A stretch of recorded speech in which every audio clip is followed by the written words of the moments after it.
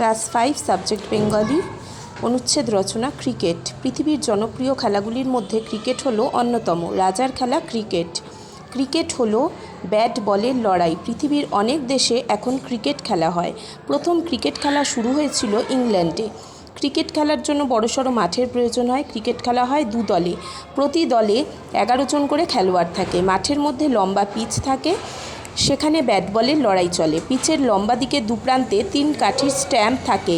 স্ট্যাম্পের ওপর থাকে বেল। স্ট্যাম্পের দুদিকে 2 জন ব্যাটসম্যান থাকে। ব্যাটসম্যান ব্যাটে বল মারলে দুই ব্যাটসম্যান দ্রুত জায়গা বদল করে। একেই বলা হয় রান তোলা। খেলা পরিচালনা করার জন্য 2 জন আম্পায়ার থাকে। আম্পায়ারের সামনে টস করা হয়।